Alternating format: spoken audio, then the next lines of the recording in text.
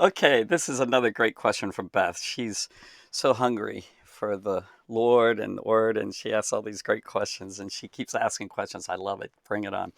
It says, when Moses asked what was God's name, he said, I am. This is referring to Exodus 3 in the burning bush episode. Then Jesus said, going way back, this is like 1500 years so later. Then Jesus said, before Abraham was before Moses, by the way, before Abraham was, I am. I am what? I am. All right. Was Jesus talking back then to Moses? A short, quick snippet of an answer is yes, absolutely. Well, pretty absolutely. I'm pretty sure. Yeah. What are you saying, Gordon? That he is Yahweh. The word "I am" in Exodus.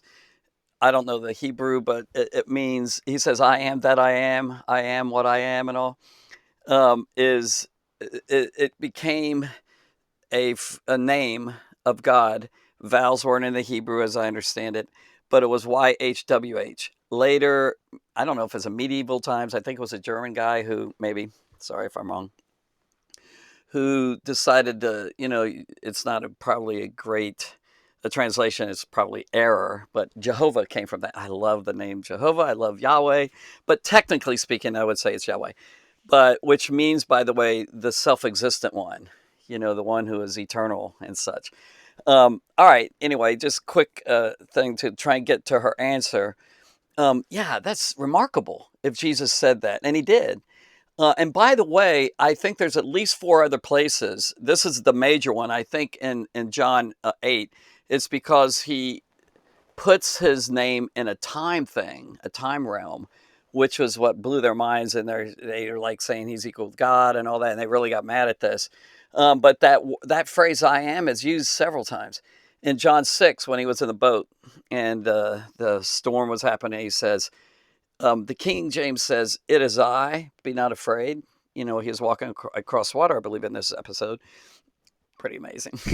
And but that word right there in the Greek is the same identical thing. I am, be not afraid, and not just "it is I," but they didn't catch it. Or another group that didn't catch it is right in this very passage earlier in John 8, when the Pharisees and the teachers of the law and all were really attacking him, talking to him and getting into arguments and such.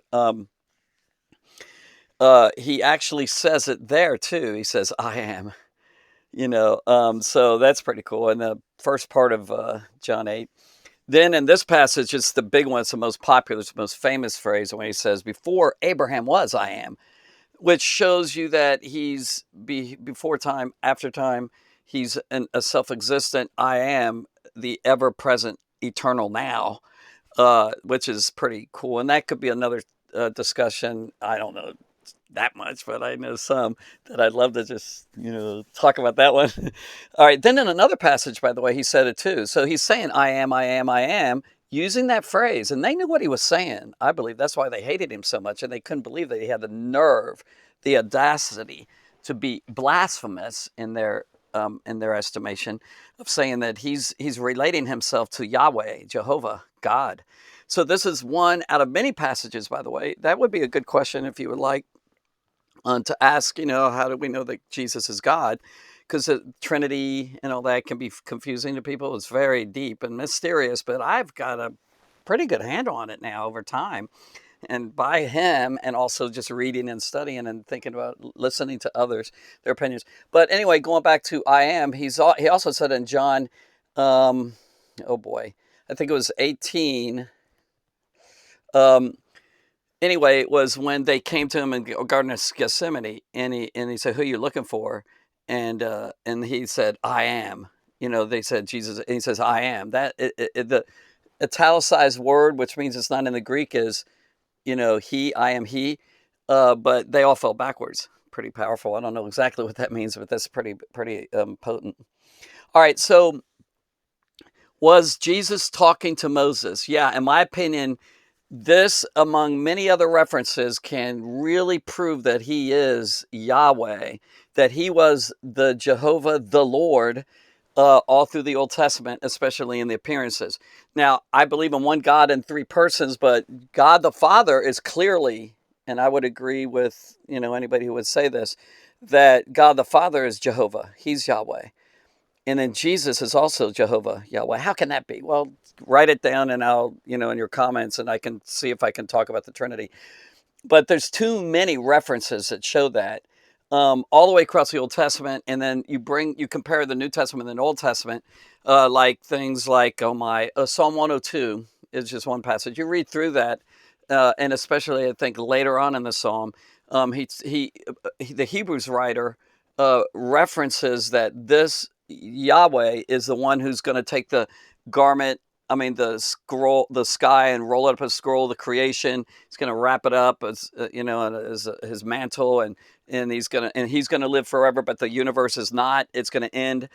So that passage right there is talking to Yahweh. It's talking about God. He's from the context of it, and yet the Hebrews writer mentions that this is the one. In Hebrews 1, it's all about Jesus. And then there's other things, such as there's an interesting passage which I can't wrap my mind around exactly, but I think there's a reference here. I think it's a kind of a hint. There's hints all the way through the Bible, in the Old Testament, some more dramatic than others. But in Genesis 19, when God destroyed Sodom and Gomorrah, Genesis 19, there's this verse in there that says Yahweh was going to rain down on Sodom and Gomorrah from Yahweh from heaven. So there's two Yahwehs, it sounds like. If you read it carefully, I mean, it could be one, but I don't think so. If you read that carefully, there's two Jehovahs. There's not two gods, but two persons with the same title, Yahweh. See, Yahweh is that capital letters Lord. Lord is what we see. We don't see Yahweh. And the original course was YHWH, no pronunciation. You can't pronounce it, something.